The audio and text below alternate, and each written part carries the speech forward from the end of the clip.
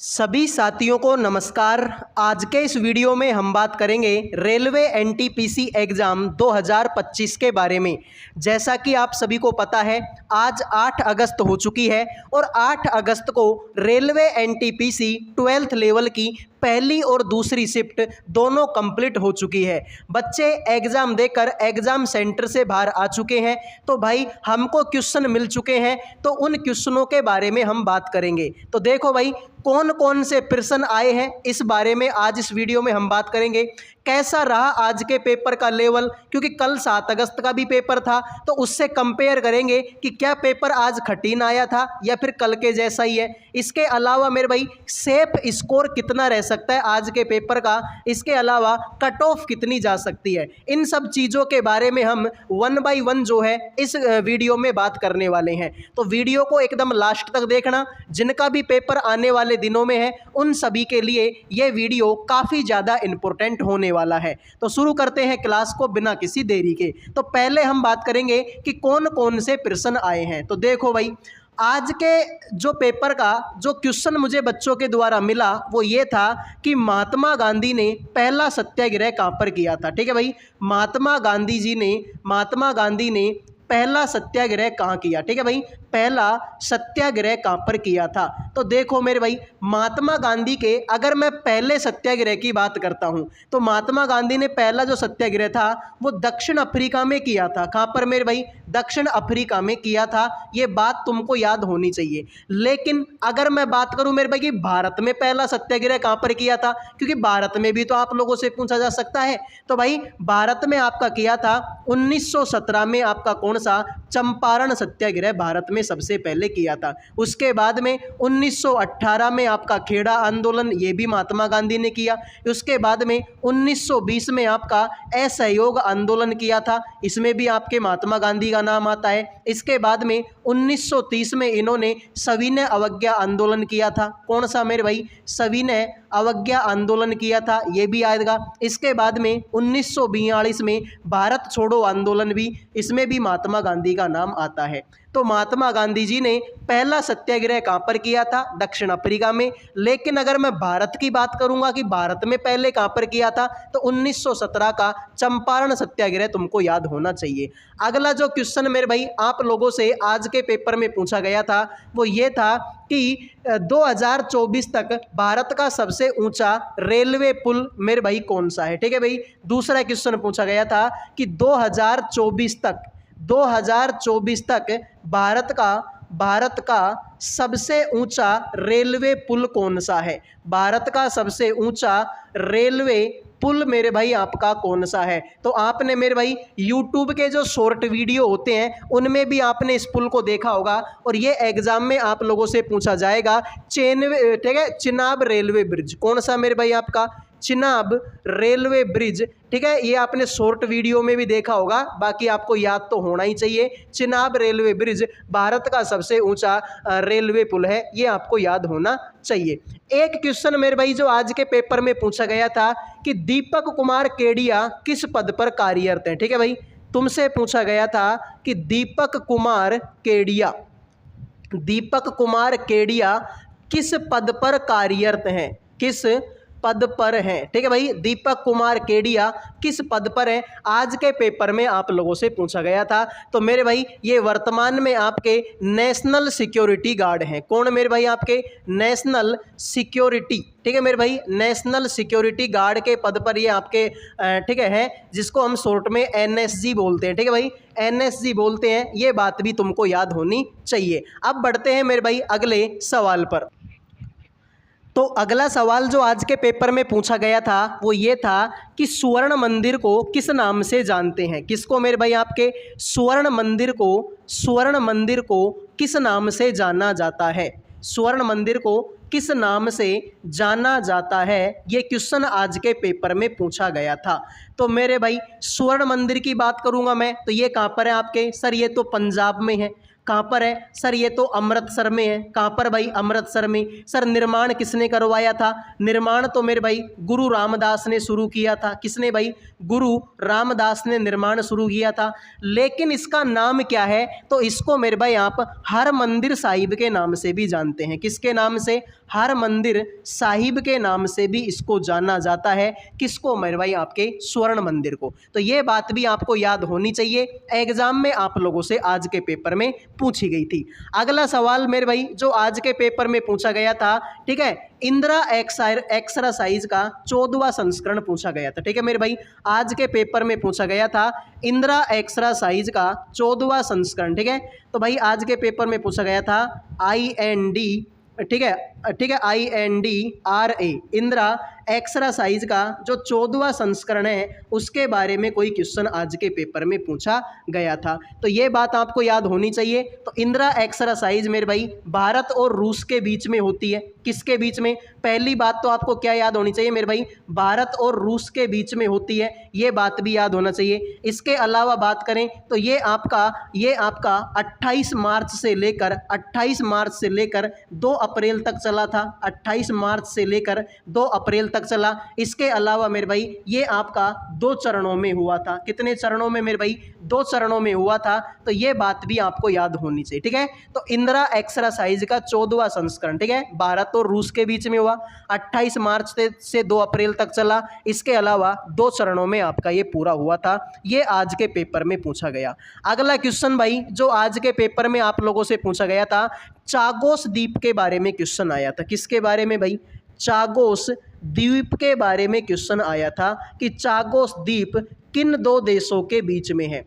किन 2 देशों के बीच में है? चागोस द्वीप किन 2 देशों के बीच में स्थित है? तो मेरे भाई बात करते हैं चागोस द्वीप के बारे में। तो ये आपका ब्रिटेन और किसके बीच में है? मॉरिशस के बीच में। ठीक है भाई, ब्रिटेन और मॉरिशस के बीच में है। ये बात भी तुमको याद होनी चाहिए। कौन सा द्वीप मेरे भाई? आपका चागोस द्वीप। कौन सा द्वीप? चागोस द्वीप किस में है? ब्रिटेन और मॉरिशस के बीच में है।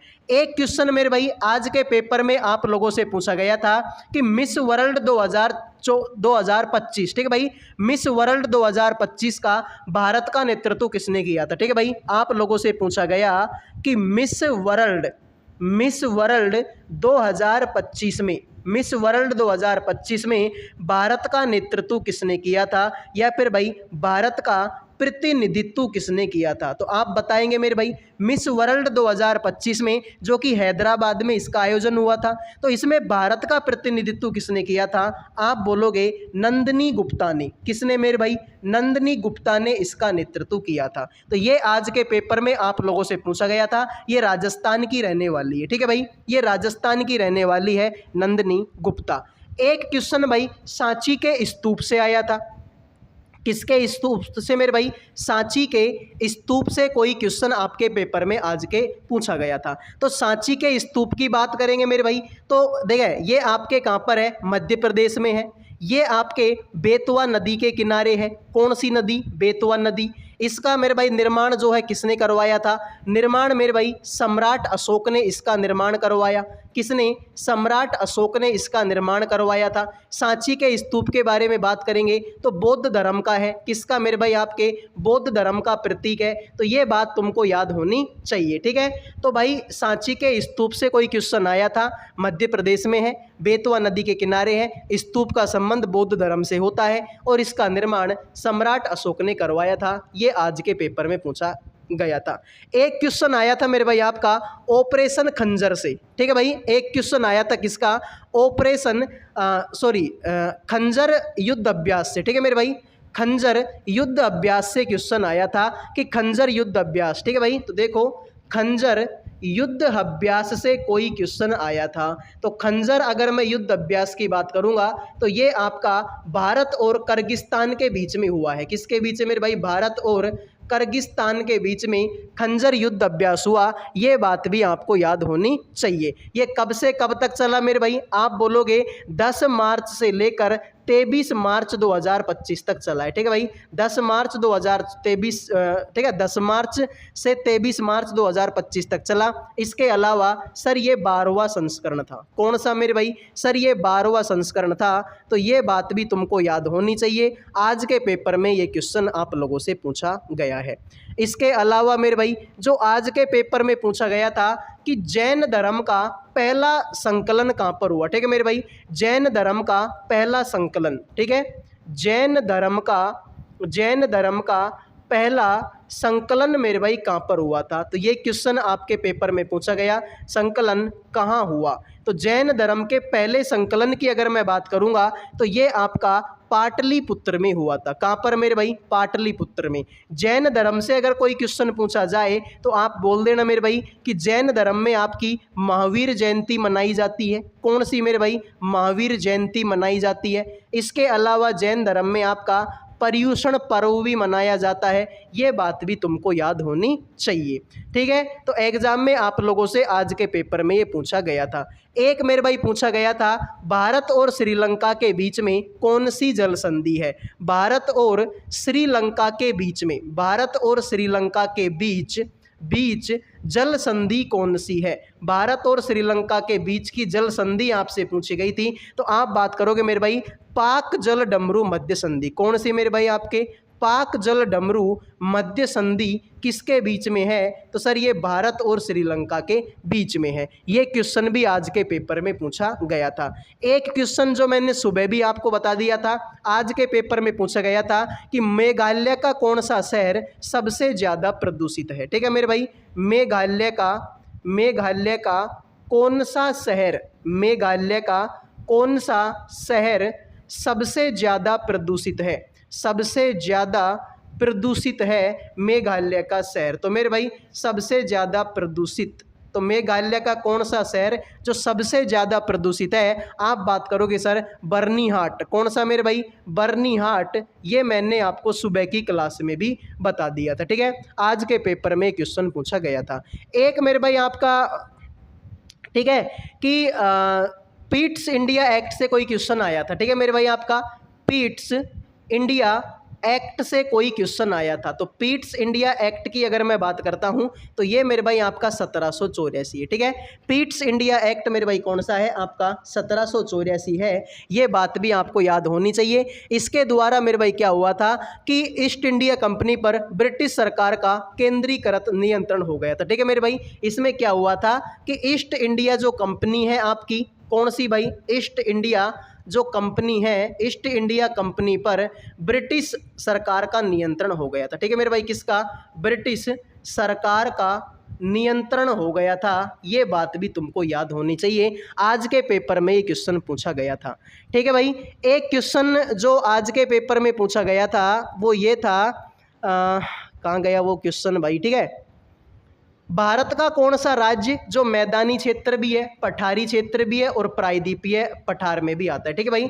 भारत का कौन सा राज्य, भारत का कौन सा राज्य, भारत का कौन सा राज्य, ठीक है, जो कि मैदानी क्षेत्र भी है, ठीक है, इसमें आपका पठारी क्षेत्र भी है। कौन सा मेरे भाई? पठारी क्षेत्र भी है। और इसमें आपका प्रायद्वीपीय पठारी क्षेत्र, ठीक है भाई, प्रायद्वीप पठारी क्षेत्र भी है, ठीक है। तो भारत का कौन सा राज्य जो मैदानी क्षेत्र भी है, पठारी क्षेत्र भी है और प्रायद्वीप पठारी क्षेत्र भी है, तो वो राज्य मेरे भाई कौन सा है? आपका मध्य प्रदेश, ठीक है।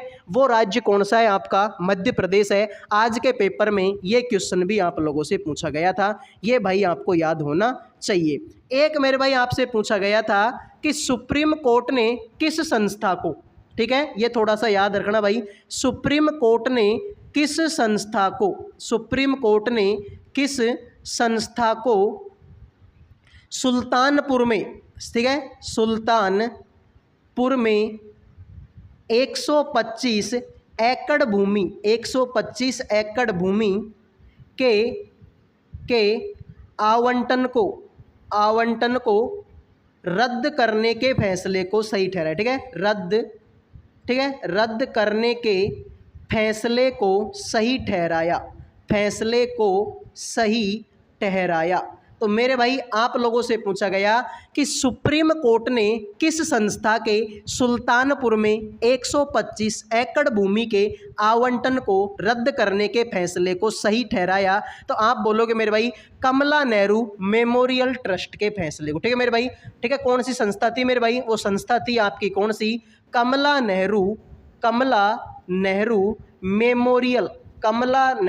मेमोरियल ट्रस्ट के फैसले को मेरे भाई, ठीक है, ये जो सुल्तानपुर में 125 एकड़ भूमि का जो आवंटन था उसको रद्द करने के फैसले को क्या कर दिया मेरे भाई, सही ठहरा दिया। तो ये कुछ क्वेश्चन थे जो आज के पेपर में मुझे मिले थे। तो कौन कौन से प्रश्न आए ये मैंने आपको बता दिया।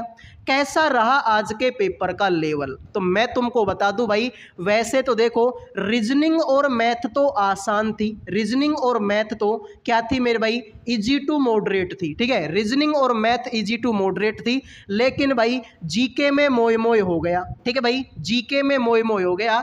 जीके काफ़ी ज़्यादा बेस्ट लेवल की आज आपके पूछी गई है। तो मेरे भाई अगर मैं आज के पेपर की लेवल की बात करता हूं तो भाई कल के पेपर की तुलना में तो कठिन है मेरे भाई। कल का पेपर ज़्यादा इजी था, आज का पेपर उससे ज़्यादा कठिन है भाई। ठीक है, ऐसा नहीं भाई कल का पेपर बिल्कुल ही सरल था, लेकिन अगर कल के पेपर से तुलना की जाए तो आज का पेपर कल से ज़्यादा कठिन है। यानी कि अगर नॉर्मलाइजेशन होता है तो भाई आज वाले बच्चों को ज़्यादा फायदा मिलेगा। मैं बात करूं मेरे भाई कि सेफ स्कोर कितना रह सकता है, तो सेफ स्कोर की बात करूं तो पहले मैं बात करता हूं आज के पेपर में बच्चों ने कितने क्वेश्चन अटेम्प्ट किए। तो कल जहां पर बच्चे बोल रहे थे कि सर 70 से 72 क्वेश्चन हमने अटेम्प्ट किए हैं, आज वही बच्चे बोल रहे हैं कि सर आज के पेपर में तो कितने क्वेश्चन अटेम्प्ट हुए, लगभग 62 से 65 क्वेश्चन के आसपास में बच्चों ने अटेम्प्ट किए हैं। यानी कि कल से मेरे भाई पेपर कठिन है। कल जहाँ पर बच्चे बोल रहे थे कि भाई आज तो 70-72 क्वेश्चन हमने अटेम्प्ट कर दिए, आज मेरे भाई पेपर में 62 से 65 क्वेश्चनों पे बच्चा पहुँच पाया। इसके अलावा भाई बहुत सारे बच्चे ऐसे भी जो 80 क्वेश्चन बोल देंगे, 90 क्वेश्चन बोल देंगे, लेकिन फिर उसमें गलत होने के ज़्यादा चांस है। सीधी सी बात है, फिर नेगेटिव मार्किंग में फंसेंगे। तो भाई 62-65 के आसपास में बच्चों के स्कोर आ रहे हैं। तो अगर आज के पेपर को देखा जाए तो सेफ स्कोर जिस बच्चे के भाई 65 से 70 के बीच में क्वेश्चन सही है वो आज के पेपर के हिसाब से सेफ स्कोर में रह सकता है। कट ऑफ कितनी जा सकती है मेरे भाई, तो देखो मैंने आपको पहले भी बता दिया कि कट ऑफ का अंदाजा ऐसे नहीं लगता, फिर भी भाई आज का पेपर कठिन है तो इससे भी ज़्यादा फर्क नहीं पड़ेगा क्योंकि वैकेंसियाँ बहुत कम है, वैकेंसी बहुत कम है। फोरम 61 लाख है। ठीक भाई, फोरम 61 लाख है। तो कट ऑफ तो मेरे भाई ये मान के चल लो कि वही 80 के आसपास में समथिंग में कट ऑफ जाएगी। ठीक है, तो इतनी कट ऑफ आपकी रह सकती है। तो उम्मीद करूंगा ये जानकारी आपको पसंद आई होगी। अगले वीडियो में मिलेंगे। जय हिंद, जय भारत।